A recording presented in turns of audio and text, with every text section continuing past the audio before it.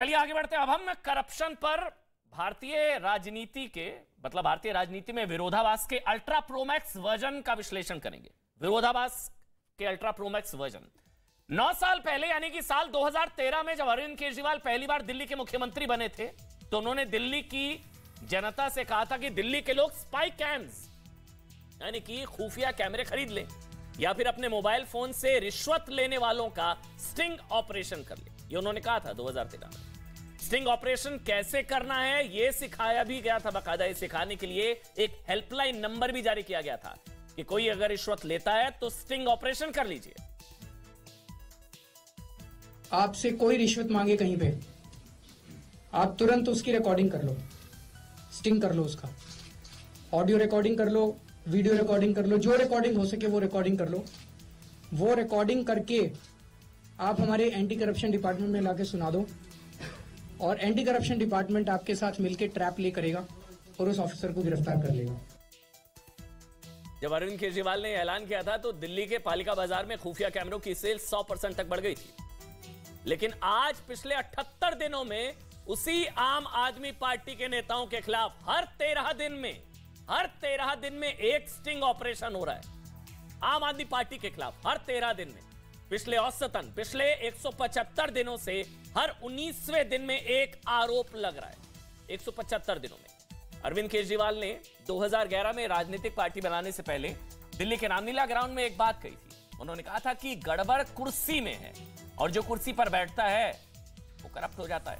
आप 11 साल पहले दिल्ली के रामलीला ग्राउंड से दिया गया अरविंद केजरीवाल का यह बयान सुनिए, फिर आगे का विश्लेषण करेंगे। इस कुर्सी के अंदर कुछ ना कुछ समस्या है। जो इस कुर्सी के ऊपर बैठता है वही गड़बड़ हो जाता है।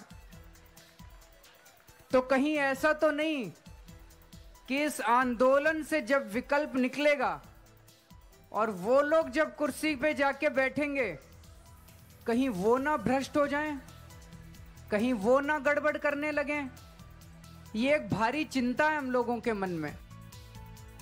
इसलिए हमने कहा कि विरोधाभास का अल्ट्रा प्रोमैक्स वर्जन, विरोधाभास का अरविंद केजरीवाल जिस सत्ता की कुर्सी की बात कर रहे हैं, दिल्ली और पंजाब में उस कुर्सी पर आज उन्हीं की पार्टी का कब्जा है। विडंबना यह कि इस कुर्सी में ही कुछ गड़बड़ है वाली बात जो उन्होंने कही थी आज केजरीवाल के सामने बड़ी चुनौती बनकर खड़ी है। 78 दिनों में आम आदमी पार्टी के खिलाफ 6 स्टिंग ऑपरेशन आ चुके हैं। उन्होंने स्टिंग करना सिखाया था, अब उन्हीं के खिलाफ 78 दिनों में लगभग 6 स्टिंग हो चुके हैं। आज आम आदमी पार्टी के खिलाफ बीजेपी ने जो स्टिंग जारी किया है उसे मदर ऑफ ऑल स्टिंग बताया है। बीजेपी ने आज दावा किया है कि आम आदमी पार्टी ने एमसीडी चुनाव में एक टिकट के लिए 80 लाख रुपए मांगे हैं और यह उगाही आम आदमी पार्टी के बड़े बड़े नेताओं की मर्जी से हो रही है।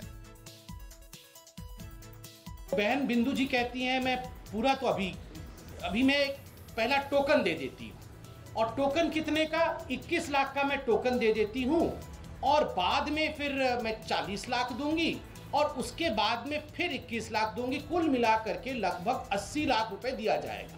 क्या आपने उन लोगों को लूप में रखा है? राखी बिडलान जी पिछली बार इन्वॉल्व थी, क्या उनको पता है ये सब? तो ये दोनों बोलते हैं कि हाँ, राखी बिडलान जी की सहमति है। राखी बिडलान जी पीएसी, इनकी एक पीएसी कमेटी होती है, तो सुपर कमेटी बोलते हैं जिसको, जो टिकट तय करती है। तो वो पूरा का पूरा विषय राखी बिडलान जी को पता है और आप निश्चिंत रहो, क्योंकि हमारे पास 8 लोगों का माल आ गया है। मतलब 8 प्रत्याशी उस लोकसभा के, उनका माल आ गया है, तो उनका नाम तो 5 लोगों के कमेटी के पास जा रहा है। 5 कमेटी के सदस्य कौन है आएगा, वीडियो में आएगा।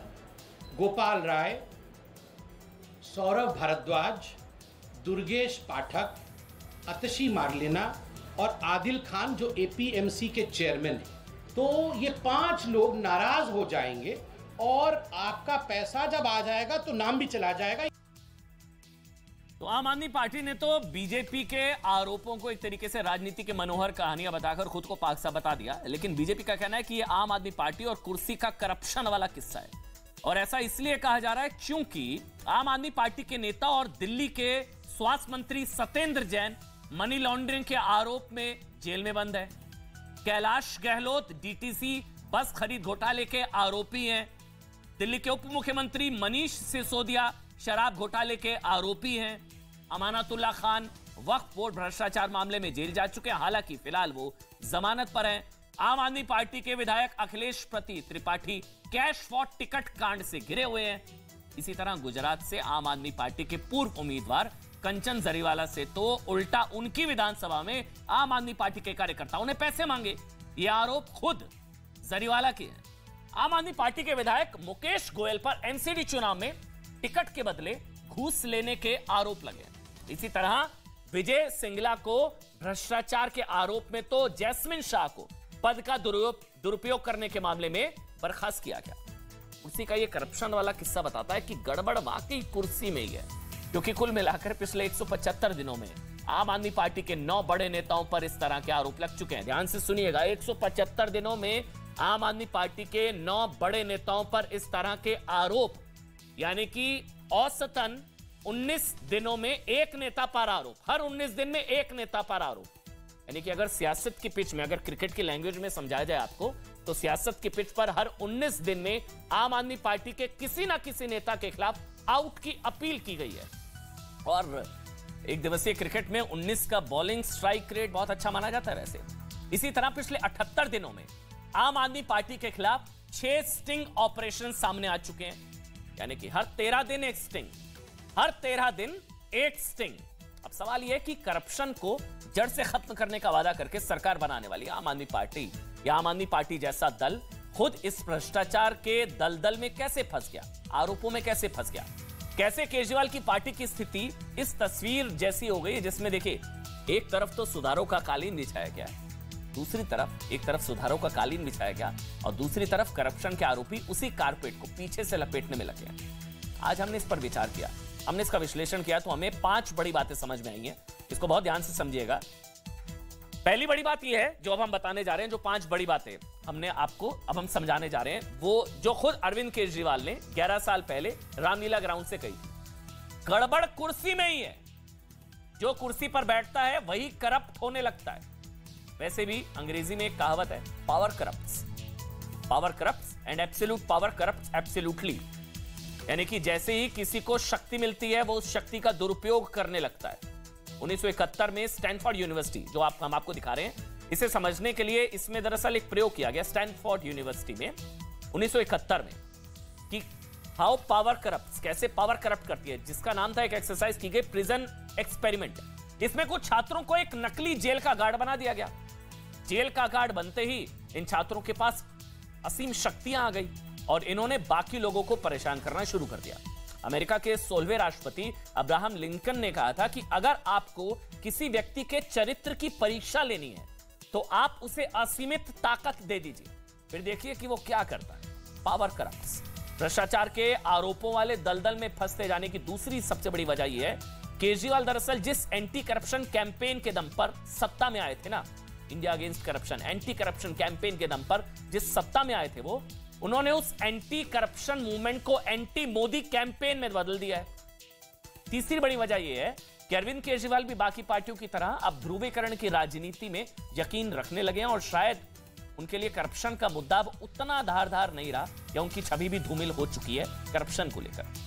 चौथी बड़ी वजह यह है उनकी कथनी और करनी में फर्क। इसे आप एक वीडियो के जरिए समझिए जिसमें वो कह रहे हैं कि उन्होंने दिल्ली की जेलों से वीआईपी कल्चर को खत्म कर दिया और अब दिल्ली की जेलों में किसी भी नेता को कोई वीआईपी ट्रीटमेंट नहीं मिलती, जबकि दूसरी तरफ उन्हीं की पार्टी के एक बड़े नेता जेल में आम आदमी पार्टी कह रही है इलाज, बीजेपी कह रही है मसाज पाते हुए नजर आ रहे हैं।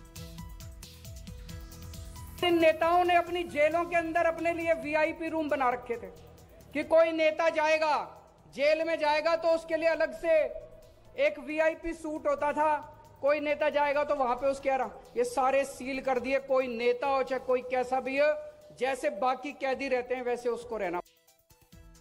और देखिए 5वीं वजह पारदर्शिता की कमी है। केजरीवाल ने जब आम आदमी पार्टी बनाई तो वो पारदर्शिता की बात करते थे, लेकिन अब उनकी पार्टी में क्या चल रहा है, आरोपियों पर क्या कार्रवाई हो रही है, इसको लेकर कोई पारदर्शिता, ट्रांसपेरेंसी नहीं है। इतना नहीं, वो भ्रष्टाचार का विरोध भी और भ्रष्टाचारियों के साथ एक मंच पर भी नजर आते हैं, जिसका जिक्र प्रधानमंत्री ने भी किया था। जेल की सजा होने के बावजूद भी, भ्रष्टाचार साबित होने के बावजूद भी कई बार भ्रष्टाचारियों का गौरवगान किया जाता है। मैं तो देख रहा हूं ऐसे ईमानदारी का ठेका लेकर के घूमने वाले लोग, उनके साथ जाकर के ऐसे हाथ पकड़ के फोटो निकालने में शर्म नहीं आती उनको। बात के एक बार